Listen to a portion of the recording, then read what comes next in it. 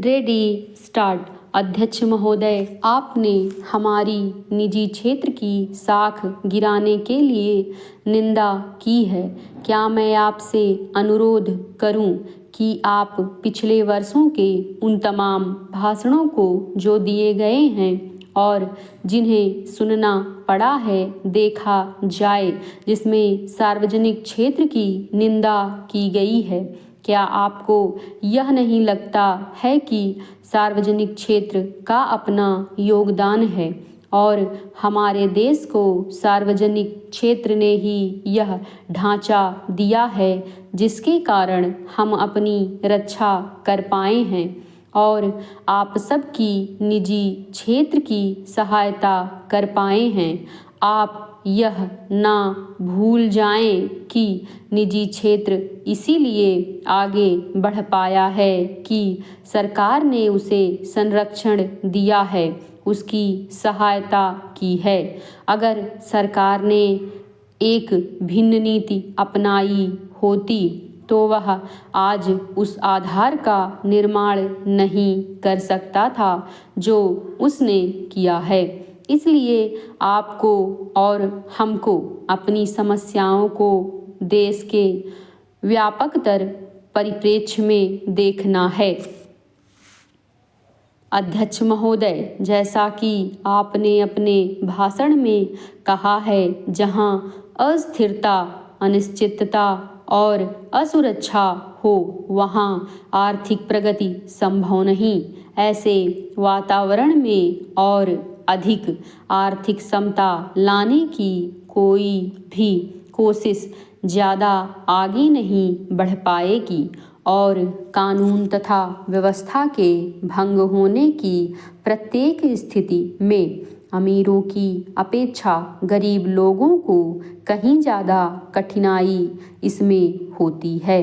लेकिन मैं आपका ध्यान इस बात की ओर दिलाना चाहूँगा, स्थिरता को यथास्थिति का पर्याय नहीं माना जा सकता, ना ही उसे मानना चाहिए। अगर वर्तमान असमानताएं बनी रहती हैं और बढ़ती हैं तो स्थिरता नहीं प्राप्त की जा सकती और यदि हम लोगों की आशा आकांक्षाओं की ओर ध्यान नहीं देंगे तथा शांतिपूर्ण ढंग से परिवर्तन नहीं लाएंगे तो घटनाएं हमें पीछे कर देंगी तथा ये सब परिवर्तन उससे कहीं अधिक उग्रता से होंगे जो आपने आज देखे हैं।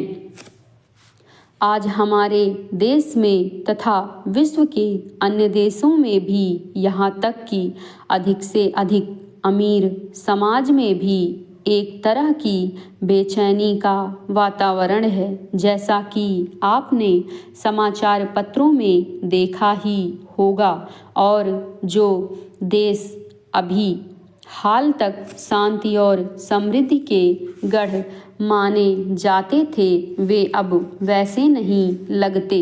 सभी देशों में एक नई पीढ़ी आगे आ रही है जिसकी सोच और जिसकी मान्यताएं पुरानी पीढ़ी से नहीं मिलती जुलती। हमें बदलते हुए समयानुकूल बनना है। अध्यक्ष महोदय, ग्रामीण कुटीर तथा लघु उद्योगों का विकास जिस गति से होना चाहिए था वह नहीं हो रहा है। इसके अनेक कारण हैं। जब तक इन व्यवधानों को दूर नहीं किया जाएगा ग्रामोद्योग का आशातीत विकास संभव नहीं है। उद्योगों के संचालन हेतु पर्याप्त वित्तीय साधन आवश्यक हैं। स्थायी तथा कार्यशील पूंजी दोनों की आवश्यकता होती है।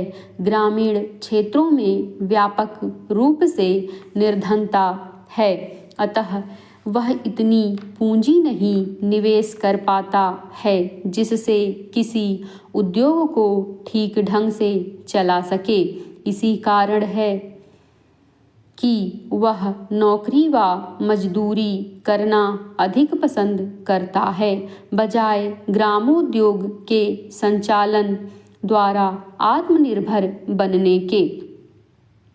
सरकार ने ग्रामोद्योग के लिए वित्तीय सुविधाएं प्रदान की हैं, किंतु इसके उपरांत भी वित्तीय सीमाएं ऋण प्राप्त करने की प्रक्रिया में भ्रष्टाचार, उपकरणों के स्तर में गिरावट आदि अनेक ऐसी बाधाएं हैं जिसके फलस्वरूप ग्रामीण इस व्यवसाय हेतु आगे नहीं आ रहा है। कच्चे माल की आपूर्ति की व्यवस्था समुचित न होने के कारण इन उद्यमियों को उचित मूल्य पर कच्चा माल प्राप्त नहीं होता है। ऊंचे दामों पर या काले बाजार में खरीदी गई वस्तुओं से उत्पादन की लागत बढ़ जाती है तथा इसका दुष्प्रभाव विक्रय पर पड़ता है।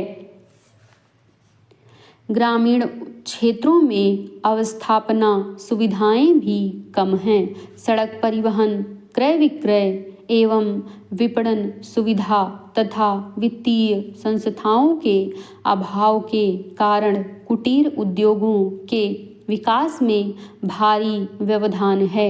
उत्पादित वस्तुओं की खपत प्रायः स्थानीय बाजार में ही हो पाती है।